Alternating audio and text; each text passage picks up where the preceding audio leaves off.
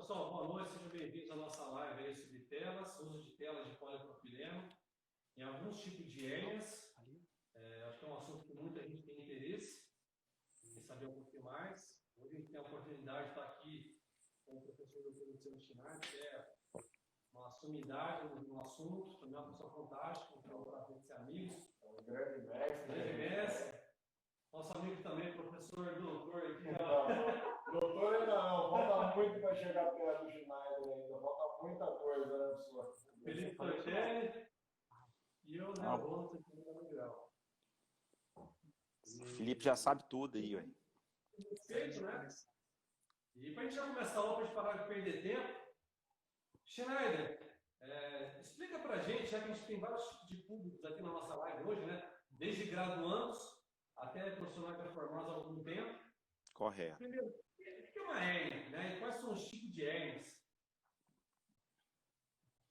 Então, toda vez que você tiver um tecido, um órgão, né, que está fora do seu lugar de origem, né, e esse órgão se desloca através de uma musculatura, por exemplo, você tem o intestino, você tem o útero, você tem a bexiga, né, você tem ali o omento, que é um órgão vascularizado, fibroso, gorduroso, que recobre as vísceras. Quando acontece uma falha na musculatura, né, a pressão dentro do abdômen empurra esses órgãos para fora da musculatura. Uma vez que empurra esses órgãos para fora, na falha da musculatura, esses órgãos ficam entre a parede abdominal da pele e entre a musculatura. Então, eu tenho um deslocamento da víscera para fora do seu local de origem. Tá? Isso é caracterizado, por exemplo, uma hérnia abdominal. Né? Ali na região do períneo, próximo do ânus, acontece uma falha na musculatura e a pressão abdominal empurra a víscera para fora do abdômen, para fora da região inguinal. Então, empurra ali a bexiga, o intestino, a próstata e vai ficar entre a pele e a musculatura. Então, essa falha na musculatura com o deslocamento da víscera caracteriza uma hérnia, tá? Geralmente, isso é acompanhado também com o peritônio, né? Existe a hérnia falsa e a hérnia verdadeira. A hérnia verdadeira, acontece uma falha na musculatura, o peritônio ele vai afrouxando e forma um saco herniário cheio de líquido. A hérnia falsa geralmente tem envolvimento de trauma, seja trauma mecânico provocado por um atropelamento, né? Ou alguma outro evento que levou uma pancada, uma laceração dessa musculatura, né? Uma fragilidade dessa musculatura, ou seja, o próprio cirurgião que provocou uma incisão, aquilo não fechou direito e a víscera vai sair, né, através da musculatura pelo local da incisão. Essas hérnias, elas não têm um saco herniado. Então, a hérnia nada mais é, resumindo, do que o deslocamento da víscera se projetando sobre uma falha na musculatura, sendo provocada essa falha, né, por ação mecânica do homem, ou não, pode ser congênito, uma fragilidade nessa musculatura que levou a um rompimento dessa musculatura, tá? Pontos que embrionariamente se fecham, né, professor? Tipo o cordão umbilical, pode ficar, né, uma aberturinha ali e aí faz uma hérnia, né?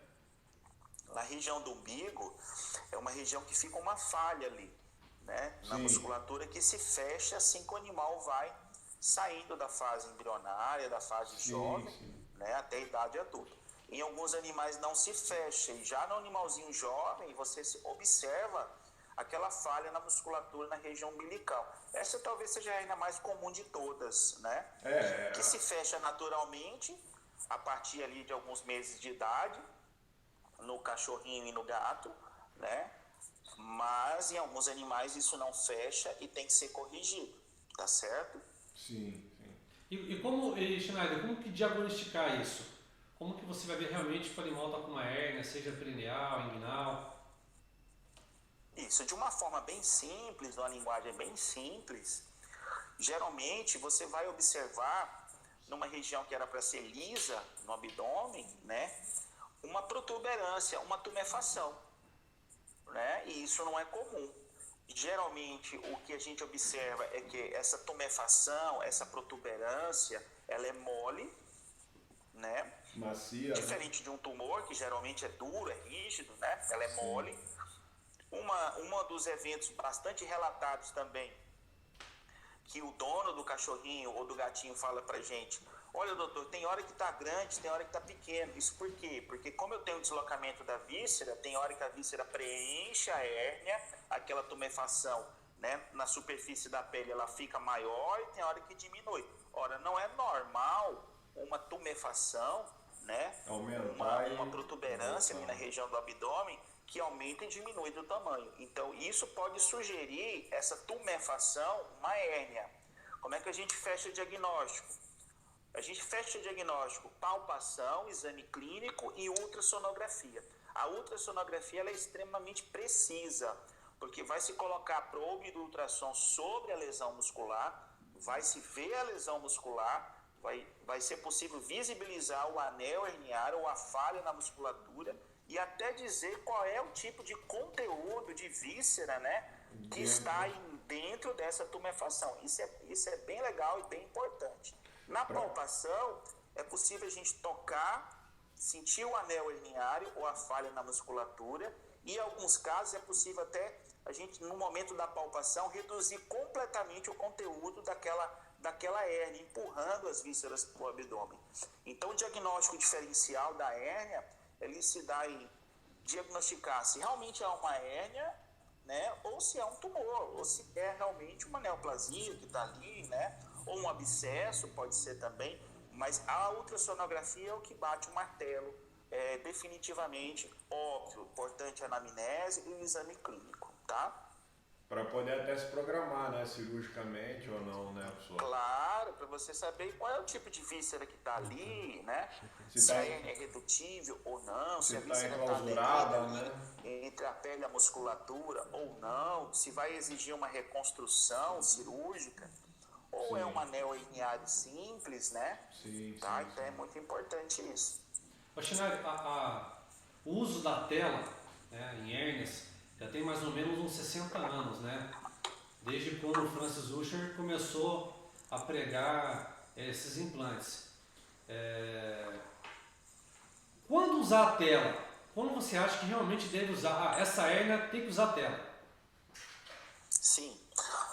Primeiro de tudo, se você tem essa hérnia instalada no animal idoso, esse animal já começa a ser um candidato ao uso de uma prótese, no caso, uma tela de polipropileno, tá? Porque o animal idoso se sabe que ele tem uma deficiência de colágeno. Traduzindo isso, ele tem uma deficiência do colágeno tipo 1 e tipo 3. Demora a fazer a maturação do colágeno nesse paciente. E mesmo que você faça reparação cirúrgica, aproximando as bordas da musculatura, muitas vezes aquilo é frágil e pode romper novamente. É o que a gente tem tido de histórico nesses animais idosos, né? Faz-se lá cirurgicamente a aproximação da musculatura, se reduz a hérnia, resolve o problema da hérnia e não coloca uma prótese. Passa ali algumas semanas, isso pode acontecer até com meses, rompe novamente no mesmo local a musculatura, porque a musculatura ali está frágil. Então é necessário um implante de uma prótese, né, que vai se acomodar ali sobre a face da musculatura e vai trazer resistência para aquela região onde está acontecendo o defeito, né, na fibra muscular.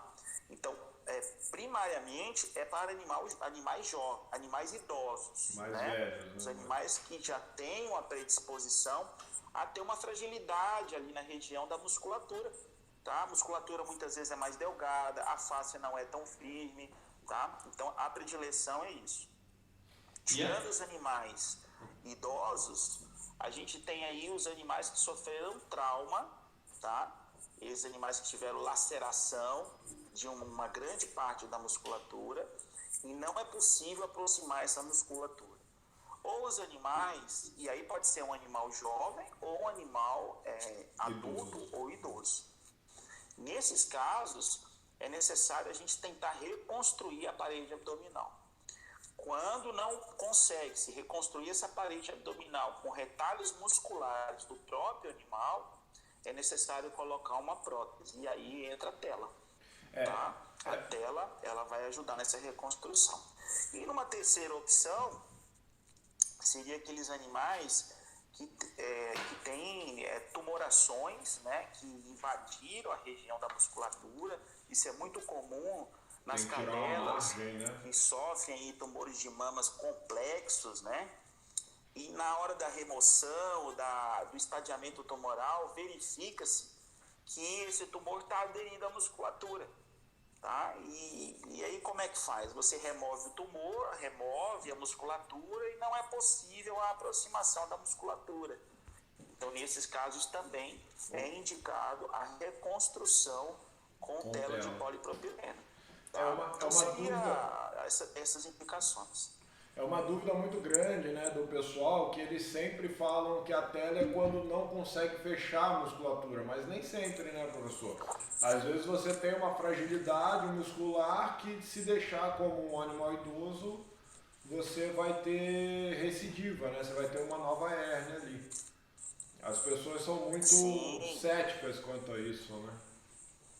Animais idosos, a gente sabe que tem a fragilidade. Animais diabéticos também tem uma dificuldade mitótica, produção de colágeno. Animais com hiperadrenocorticismo também tem uma dificuldade de cicatrização. Então, todos esses pacientes, eles são, mesmo não sendo idosos, eles são passíveis de nós realizarmos uma cirurgia e eu não ter uma fibrose cicatricial completa. Aí a prótese, ela vem a reforçar, tá? Então, você falou correto. Não é só aqueles animais onde você não consegue aproximar a musculatura. Sim. Animais idosos, animais com doenças endócrinas que causam, né, a disfunção, aí, a maturação retardada desse colágeno. É importante a gente colocar a tela para fazer a proteção.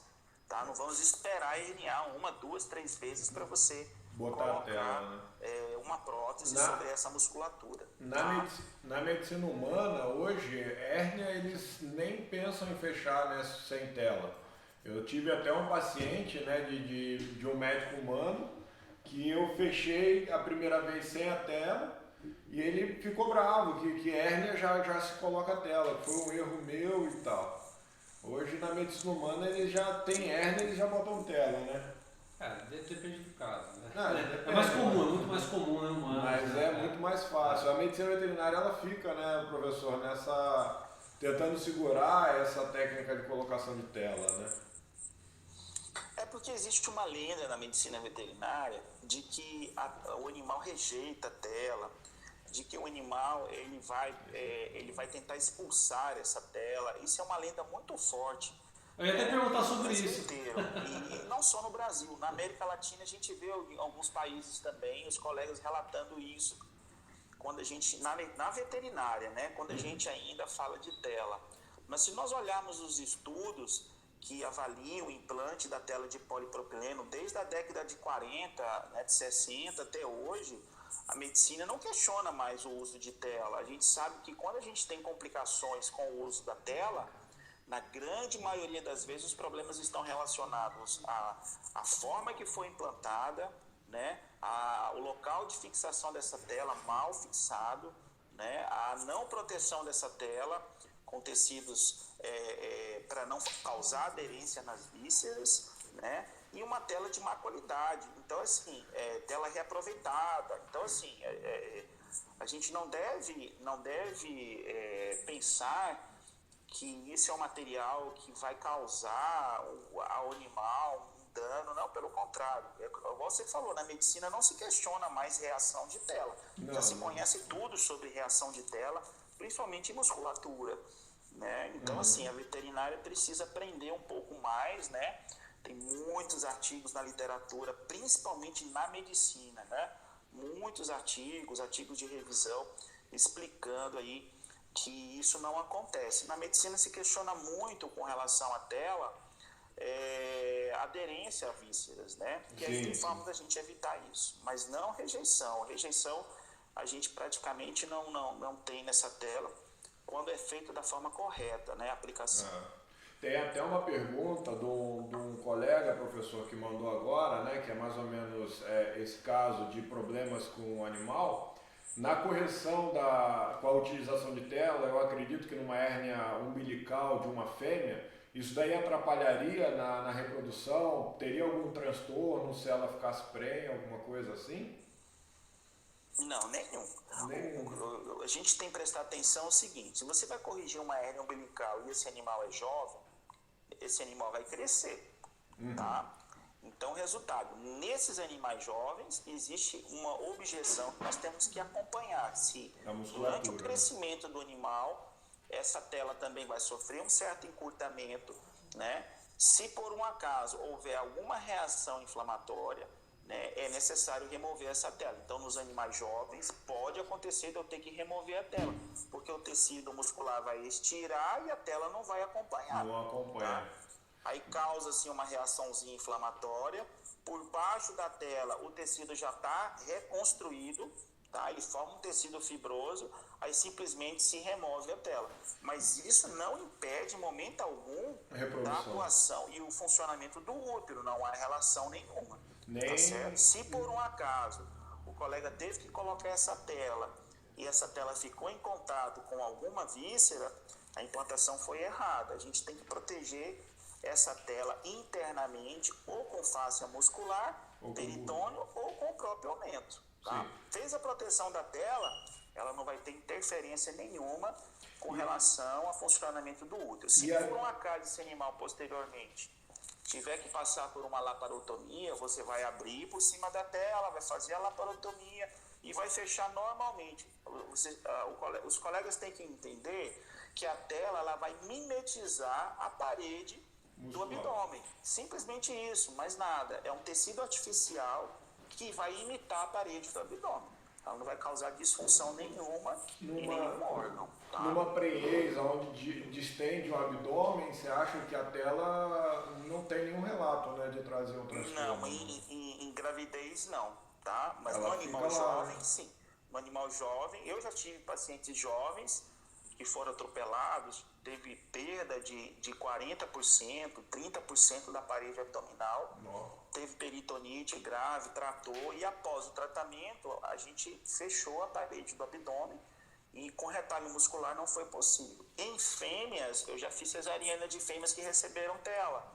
Eu não percebi nenhum deslocamento da tela. A tela ela sofre um encurtamento ao longo dos anos, que é normal, é natural, a literatura já relata isso, tá? Por isso o motivo dela ser bem implantada.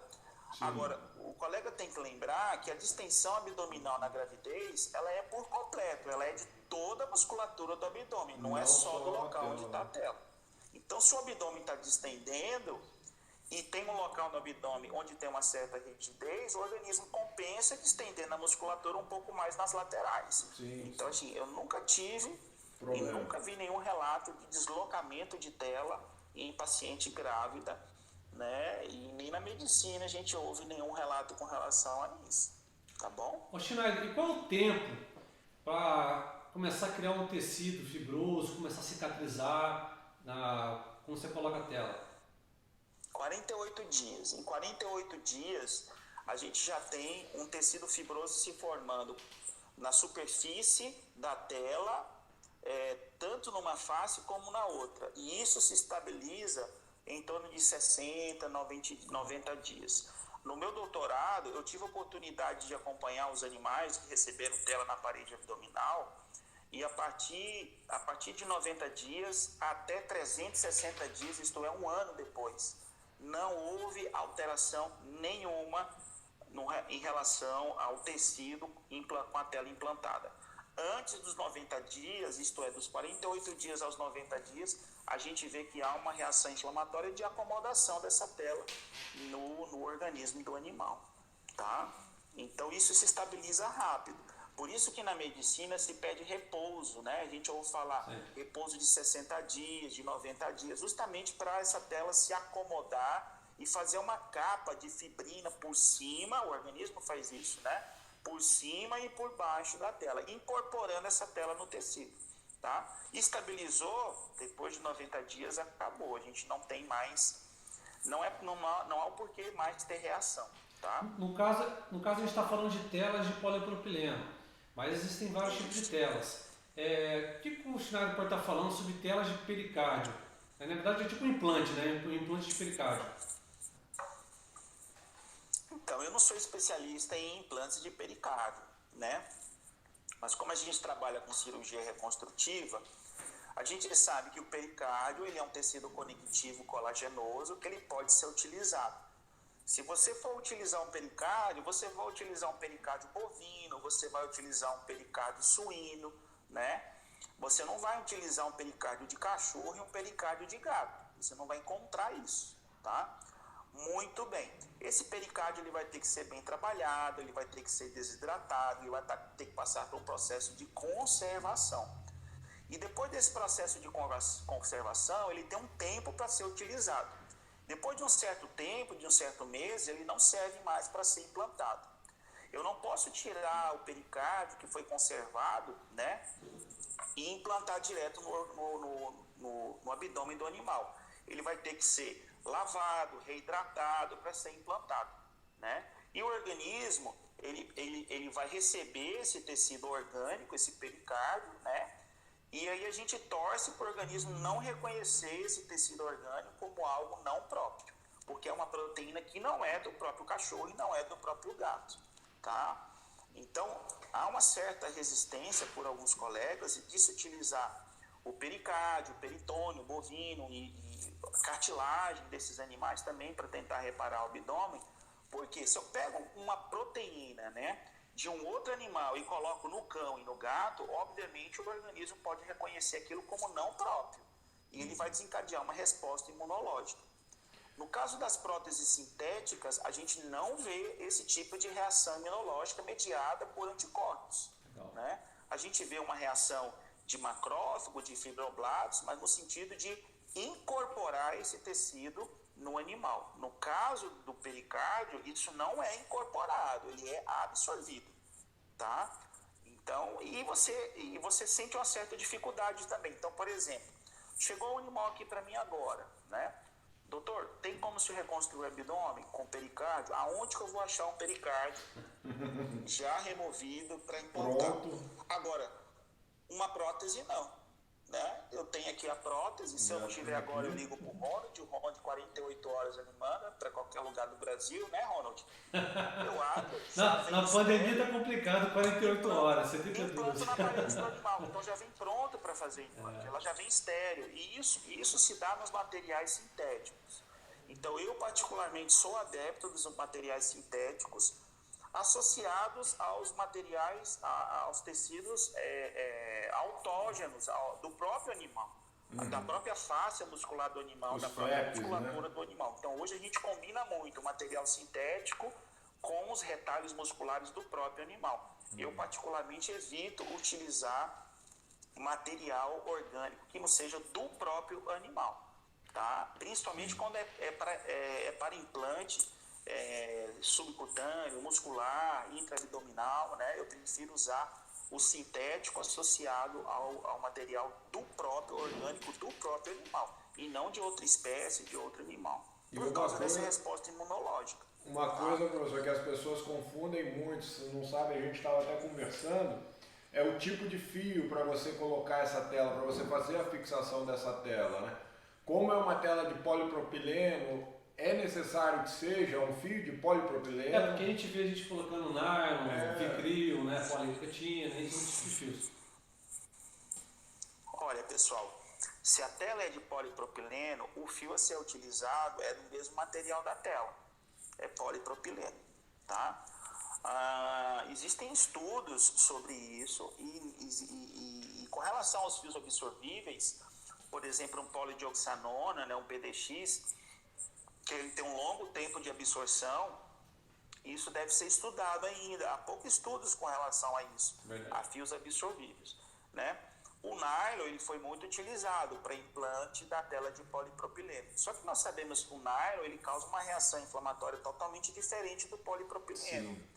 Ora, o polipropileno ele é tão menos reativo que ele é utilizado para sutura vascular, não provoca trombo. O nylon já não pode ser utilizado nessa circunstância.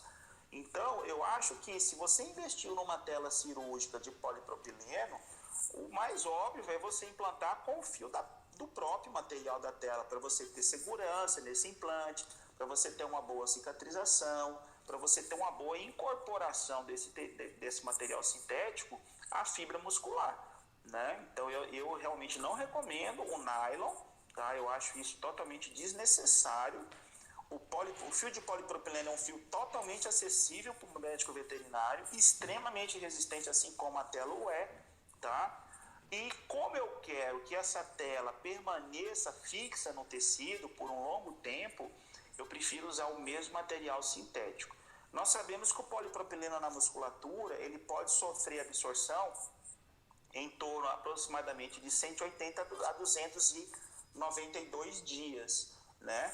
E a tela, ela vai ficar ali no animal para o resto da vida. A tela, ela pode sofrer um encurtamento de 20 a 30% até 1 ano, 2, 3 anos depois. Então, não vai ter mais fio de polidioxanona ali. Já o polipropileno, ele vai continuar. Vai acompanhando, Então, né? assim, eu acho importante, até que se prove o contrário, que o material para se implantar a tela de polipropileno é o fio de polipropileno. Que aí fica com a mesma reação, né?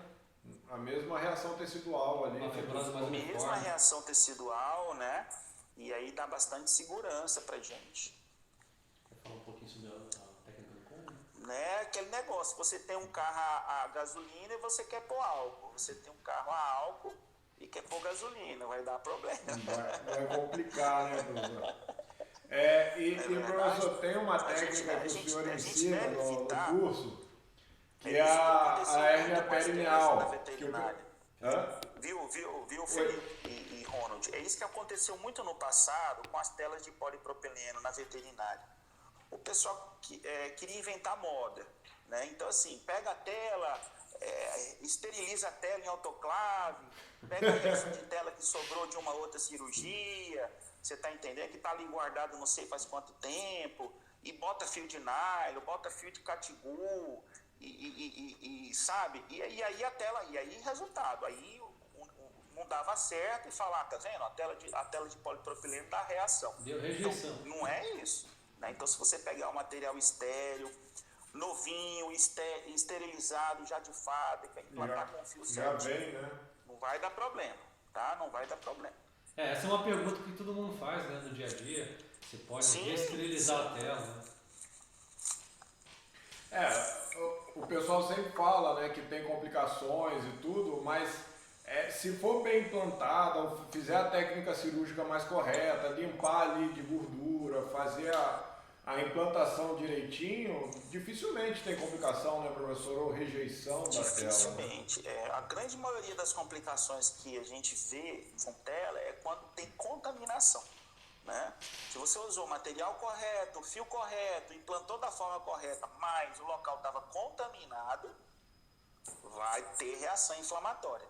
E um outro problema que eu noto também é quando essa tela ela fica em contato direto com a pele, tá? Então a tela de polipropileno em contato direto com a pele pode provocar fístulas nessa pele, né? Então essa fístula não tem nada a ver com rejeição, essa fístula tem a ver com atrito da tela com a derme.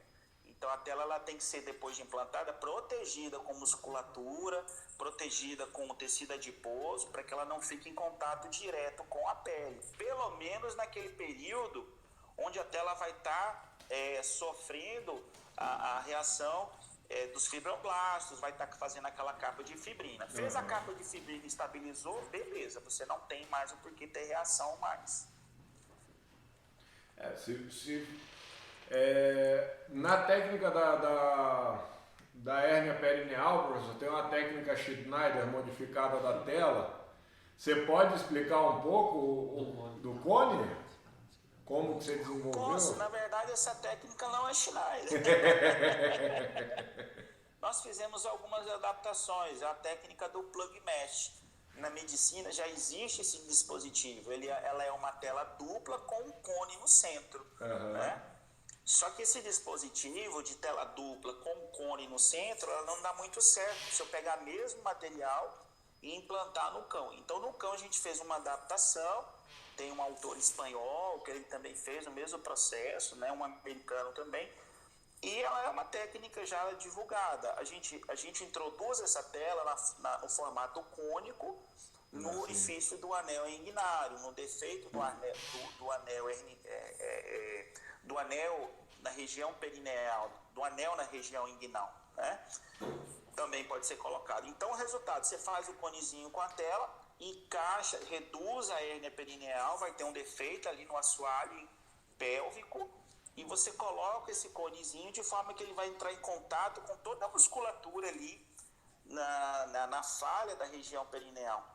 A borda dessa tela deve ser suturada, as musculaturas adjacentes, e isso traz um conforto e uma estabilidade para o animal ali. Então, essa técnica ela é bastante interessante, né? Eu já devo ter feito em mais de 300 animais, né? Só essa semana. Só tive complicações quando houve o quê? Contaminação, né? Então a gente tem que tomar cuidado para não perfurar em calça intestinal, tem que tomar cuidado que o ânus tem que estar fechado com sutura em bolsa de tabaco, porque senão contamina, tem que esvaziar as glândulas anais para que não contamine com a secreção da glândula anal, tem que fazer uma boa tricotomia.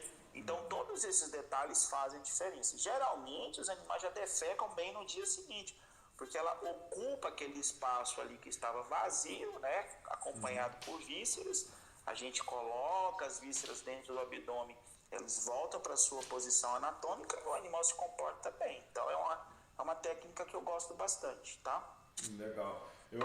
Eu agora estou usando bastante também e muda completamente, né, o pós-operatório, diminui bastante o problema. A gente vê o conforto do animal no pós-operatório, né?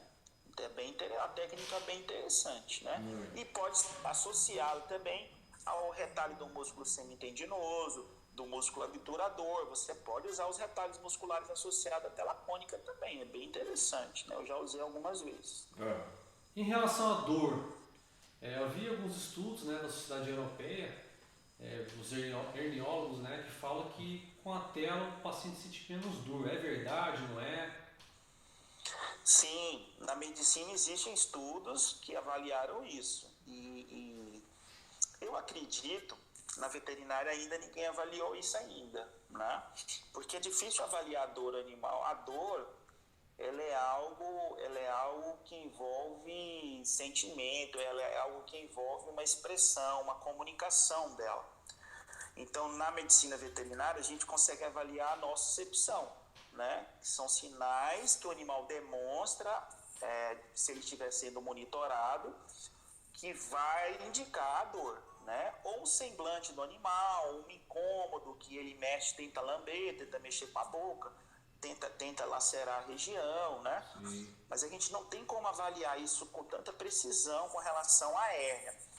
Agora, eu acredito mais, pelas pessoas que eu já conversei, acompanhei um grupo da medicina, que quando você reduz a hérnia, né, Ronald, a hérnia dói muito, aquele desconforto, e você coloca a prótese no local, acho que o simples fato de você reparar a parede abdominal ou inguinal, e com a prótese, né, isso aí já traz um alívio para o paciente. Então, eu acredito que o alívio seja nesse sentido.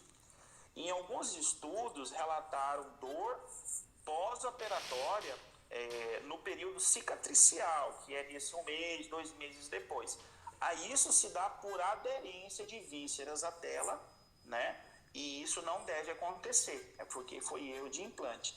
Então, os estudos eles relatam que quando você usa a tela no implante e ela se estabiliza sobre o local, sobre o defeito da musculatura, pelo fato de você reconstruir aquele tecido, isso traz uma analgesia, uma ausência de dor para o paciente, né? Então, eu acredito que seja mais nesse sentido, e não ação direta da tela que vai causar, né, analgesia. Acho que isso não. A tela ela mimetiza a parede abdominal, né? Então, é como se você tivesse restaurado a função da parede abdominal com o uso da tela. Aí, por isso que o paciente não vai sentir dor, tá certo? Então, é bem interessante. E qual é a margem para que você deixa para implantar a tela? Qual é a margem para fixar a tela? Eu deixo uma margem de 3 a 4 centímetros, né, da borda da lesão, seja lesão fechada ou lesão aberta. a gente nunca deve deixar, por exemplo, numa lesão fechada, você vai fechar a musculatura e do lado direito, do lado esquerdo, cranial e caudal, deixa de 3 a 4 centímetros de margem, no mínimo, tá? Porque essa tela ela vai sofrer um encurtamento ao longo do tempo, ao longo dos anos. Ela vai sofrer um certo encurtamento porque o tecido fibroso que vai estar entremeado a ela vai encolher esse tecido fibroso e a tela naturalmente vai sofrer isso, tá? Agora, quando o defeito na parede abdominal ele é um defeito aberto, aí é mais importante ainda deixar essa borda de 3 a 4 centímetros. Por quê? Porque lá na frente, meses depois, né, quando começar o processo de encurtamento, anos depois, né, começar o processo de encurtamento, eu deixei uma margem, né, e essa margem não vai deixar que esse animal hernie novamente. Antigamente, quando se suturava a tela na borda do defeito, 1 ano, 2 anos, ficava tudo bem. Mas aí depois de um certo tempo herniava de novo. Por quê? Porque como a tela sofreu encurtamento, novamente causava um defeito na parede abdominal e o paciente recidia. Então, tanto na medicina como na veterinária se indica para se deixar uma margem de borda, né, do defeito na parede abdominal. E eu faço a mesma técnica se você fechar completamente a parede, né? Fechar completamente o defeito por sutura da musculatura, coloca a tela e deixa de 3 a 4 centímetros lateral, cranial, prevendo esse possível encurtamento, tá? E a sutura, né, também dessa tela na musculatura, como é que é feita? Em dois planos, contínuo, simples? Como é que o senhor procede? Não há nenhum trabalho comparando sutura separada e simples até hoje que eu li com diferença significativa. As duas suturas elas podem ser utilizadas. O que é importante quando a gente aplica a sutura, que eu vejo no dia a dia, é que a tela não pode ficar enrugada, ela tem que ficar plana. Então, se você, qualquer tipo de sutura que você aplique, se ela começar a enrugar a tela, isso é ruim. O tecido fibroso vai se proliferar para o baixo desse enrugamento e vai tentar empurrar essa tela, vai tentar deslocar. Então, ela tem que ficar plana em contato com a face da musculatura. E um outro detalhe é se você deixar a borda dessa tela, no momento da sutura, a borda da tela ficar voltada em direção à pele, a borda dessa pele atritando a pele também vai fistular. Então é necessário que, ao se aplicar uma sutura para fixar essa tela, a borda da tela em relação à musculatura, elas têm que ficar muito bem ancoradas, né? Então ela não pode nem enrugar e ela também não pode ficar com a tela invertida, ela tem que ficar plana em relação ao abdômen. Tomando esses cuidados, separadas, simples, não tem aí nenhuma contraindicação, tá bom? Eu utilizo uma sutura na borda distal da tela e uma na borda da ferida cirúrgica. Não tem tanto trabalho. Nas feridas, nos defeitos abertos, né? Isso. Sim, isso é interessante, porque você faz aquela pré-fixação na borda, na fáscia da musculatura, da borda da lesão com a tela, e aí nessa margem de 3, 4 centímetros, na borda da tela, você faz um segundo plano de sutura. Sim, é interessantíssimo isso, né? Porque você não fica só com um plano, você fica com 2 planos de resistência. E eu vejo que a tela fica mais grudadinha, mais certinha na musculatura, né? Isso, e sempre lembrando nessas lesões abertas de proteger a tela que vai ficar em contato com o defeito e em contato com a víscera com o momento. Aí dá para uns ela não pontinhos sofrer também, né? aderência de intestino, de fígado, de baço, de bexiga, né, de outros órgãos ali. Castrar ajuda a prevenir ou reduzir o número de recidivas? Existem 2 trabalhos na literatura veterinária que correlacionam no macho, né, a testosterona como algo que vai levar a uma fragilidade dessa musculatura, que vai levar provavelmente, né, a uma deficiência na produção de colágeno, tá, tipo 1. Mas só esses 2 trabalhos, não existem mais nenhum outro relato. Na medicina, eu não vejo eles fazendo essa correlação, né? Então, por exemplo, vai um senhor de idade lá, com uma hérnia inguinal, né, no médico, e chega lá no médico, o médico fala para o senhor, olha, nós vamos colocar uma tela nessa sua hérnia inguinal e o problema vai estar resolvido. Eu nunca vi nenhum médico falar para nenhum senhor de idade que vai ter que castrar ele também. Né? Então, assim, eu acho isso curioso na veterinária. Alguns colegas alegam que falam, o animal na hérnia perineal, ele estava com a bexiga lá dentro da hérnia, a próstata ficou gigantesca, então como tem uma hiperplasia prostática, tem que castrar. Tá, mas será que essa hiperplasia prostática é por causa da hérnia, ou é por causa do testículo, ou é porque essa próstata estava completamente dobrada, fora do seu posicionamento anatômico, com a vascularização comprometida, e ela sofreu um processo de hiperplasia? Também não há nenhum estudo com relação a isso.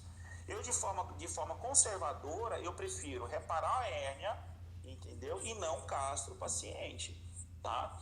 Se por um acaso esse animal tiver uma hiperplasia prostática, alguma coisa assim, que persistir, aí eu faço a castração. Eu não vou aproveitar na mesma cirurgia e fazer a castração, até que os trabalhos científicos me provem o contrário, tá? Sim. Então, no dia que eles me provarem o contrário, né, eu vou adotar a castração como método associado à cirurgia de hérnia.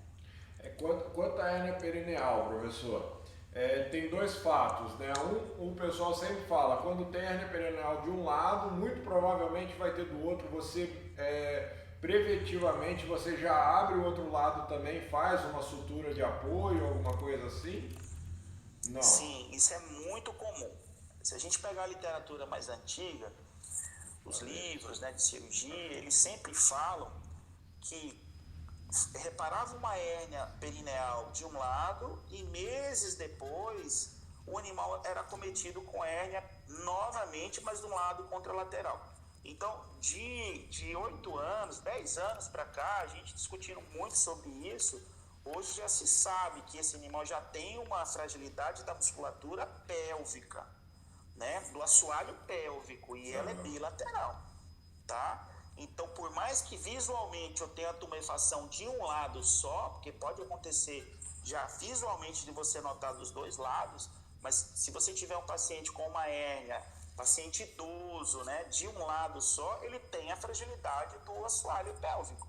Sim. Então, eu reparo a hérnia do lado que tem a tumefação e já faço uma segunda incisão do lado contralateral, toco para sentir a musculatura. É muito comum você fazer a incisão da pele, tocar no tecido adiposo e ver que o dedo se projeta dentro da cavidade. Então aquela musculatura estava uma capinha muito frágil, e eu já reparo o lado contralateral.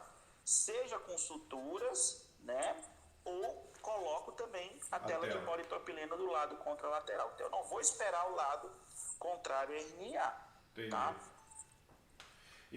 É muito comum eu fazer os 2 lados, é muito comum. Então, e uma coisa que aconteceu comigo, eu queria ver se na sua experiência já aconteceu também, professor. Eu tive uma hérnia perineal de uma fêmea, né? E, inclusive, na época, eu até comentei com colegas que falaram que era impossível, que riram e tal. O senhor já pegou fêmea com hérnia perineal, alguma coisa assim? Já peguei. Né? A gente tem que lembrar que a hérnia perineal, ela não é só um fator genético. Ela pode ser traumática, né? Ela pode ser por uma deficiência de colágeno. Um animal, por exemplo, com hiperparatiroidismo, ele vai ter uma deficiência, né, na cicatrização e de produção de colágeno em todo o organismo. Não é só no macho, a fêmea também tem. Né? Então, assim, eu já peguei 3 fêmeas com hérnia perineal e inguinal. Olha que interessante. São 2 locais de fragilidade na parede abdominal. Então, o anel inguinal se abriu, houve uma projeção de vísceras ali, e na região inguinal também.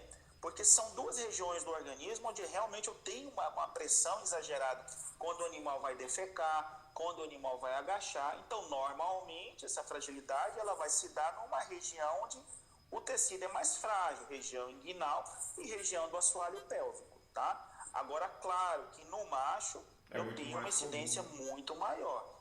Por isso que alguns autores acham que a testosterona tem algum envolvimento, né? Agora, engraçado que a testosterona, ela teria envolvimento no animal idoso, né? Então, assim, é algo porque nota-se que no animal idoso ele teria uma baixa na produção de testosterona. Então, será que a baixa de produção de testosterona que vai levar à fragilidade? E a fêmea que não tem testosterona em quantidade? Por que é tão comum, então, se for a baixa da testosterona, a fêmea deveria ser a campeã? Então, vocês estão vendo que essa questão hormonal ela precisa ser muito bem estudada. Então, eu acho que é mais relacionado a uma predisposição genética do animal em relação à síntese de colágeno do que algo relacionado diretamente ao hormônio, testosterona, entendeu? Até que os estudos mostrem pra gente ao contrário. 1 ou 2 estudos, eles não querem dizer que é a verdade absoluta. Nós estamos vivendo a época da pandemia, a gente tem 50 mil estudos aí, mesmo assim a ciência ainda questiona. Né? Então é preciso um N muito grande, é preciso uma avaliação por anos, né? por equipes de cientistas, para que realmente se bata o martelo e diga, não, o envolvimento hormonal da testosterona tem a ver com a hérnia. Então é possível sim, fêmeas terem em menor incidência, mas terem aí a hérnia perineal e a hérnia inguinal também, bastante comum em fêmea, né? Tá certo? Ô Schneider, tem uma pergunta do nosso amigo aqui, Dr. Ítalo, um grande abraço para o Dr. Ítalo lá de Curitiba. Ele pergunta o seguinte: vocês sempre utilizam a tela em hérnias perineais? Não. Não. Então, assim, como é que é o nome do doutor? Ítalo. Ítalo Freitas, lá de Curitiba. Isso. Doutor, é o seguinte, no início da minha carreira com cirurgia reconstrutiva, eu fiquei muito empolgado com tela, né? Então eu sempre usava tela, tá? Depois a gente conheceu algumas técnicas de retalhos musculares, tá? E aí também foi bastante interessante. Por quê? Porque me permitiu ter uma versatilidade de técnicas para trabalhar em cima da hérnia perineal, tá? Então, quando eu pego uma hérnia muito pequena, né, uma hérnia inicial, né, eu prefiro fazer o retalho muscular, tá? Eu dou preferência para o retalho muscular. Em alguns animais, eu posso associar esse retalho muscular a técnicas intraabdominais, como deferentopexia, colopexia, cistopexia, aumentopexia, ou simplesmente ao retalho muscular. Agora, quando eu pego hérnias realmente grandes, que não me permite, né, fazer retalho muscular para reparar, isto é, somente o retalho não vai reparar, porque em volta da hérnia, nessas hérnias gigantescas, você não tem mais musculatura ali, né? Da região anal, da região esfintérica, acabou a musculatura ali. E muitas vezes um retalho do músculo obturador, um retalho do músculo semitendinoso, não vai fechar suficientemente, aquela região não vai deixá-la suficiente resistente, né, para que não aconteça a hérnia de novo. E aí agora sim, aí eu uso a tela. Ou eu uso somente a tela nessas hérnias de tamanho médio a grande, ou eu associo a tela com um retalho muscular, que me dá uma resistência muito grande também. Agora, hérnias em processo inicial, hérnias pequenas, eu uso retalho muscular. Eu não uso a tela nesses animais mais, tá? E os cuidados? Essa é a minha prática cirúrgica. Existe algum trabalho, professor, na literatura científica que faz essa indicação? É melhor usar tela em tal momento? É melhor usar músculo em tal momento? Não, não existe. Tá? Existem trabalhos relatando cada técnica, né? E o seu grau de sucesso e o seu grau de insucesso. As duas técnicas hoje que têm maior índice de sucesso de reparo da hérnia perineal, trabalhos de 2016, trabalhos de 2018, de revisão de hérnias perineais, relatam que é a técnica do músculo semitendinoso e a técnica do implante de tela. Tá? São as duas técnicas que têm menos índices de complicações. As outras técnicas, elas têm um índice maior de complicações. Chinari, e o pós-operatório? Quais são os cuidados? Então, pós-operatório, que a gente sempre toma cuidado é para o animal não fazer grande esforço. Esforço na defecação, esforço do animal pular, do animal correr, não é? Então, a gente tem que deixar o animal de molho aí 1 mês, 2 meses, pular de sofá, né? O animal subir e descer escada. Então, esses cuidados. O animal pode caminhar, o animal pode andar, mas tudo de forma comedida. Porque nós temos que esperar o período de fibroplasia dessa tela. Como é que eu faço para o animal não fazer muito esforço na defecação? Eu vou tentar manter essas fezes desse animal sempre úmida. Então, uma das técnicas é vocês utilizarem rações que têm uma quantidade de fibra maior, né? Ou você pode associar aveia na ração. Eu gosto muito dessa técnica fitoterápica, porque a aveia, ela é algo natural, barato, o animal ele não tem nenhuma contraindicação para ingestão de aveia. A aveia não tem sabor de nada, mas você pode colocar essa aveia associada com um patezinho, ou aqueles que fazem ingestão de alimentação natural, você pode fazer ali um caldinho de carne e acrescentar nessa aveia e ministrar para o animal. A aveia, a hora que ela entra no sistema digestivo, ela vai puxar água para o intestino grosso e não deixa que essas fezes fiquem ressequidas, endurecidas. E isso vai facilitar o animal na defecação, porque ele não vai precisar ficar lá fazendo tanta força, né? As fezes vão estar sempre úmidas, elas não vão ficar mole, tá? Elas não vão ficar com diarreia, ela vai estar uma fezes sempre úmida e o animal vai defecar com facilidade. Tá? Então, isso são técnicas interessantes. O analgésico pós-operatório ele é muito interessante, porque como a gente mexeu muito naquela inervação perineal, poxa, ali é uma região dolorida, tem nervo pudendo e suas ramificações. Então, a gente sempre faz uma analgesia multimodal, associando ARNs, associando opioides ou opiáceos, né? Por 7 dias, 10 dias aproximadamente, tá?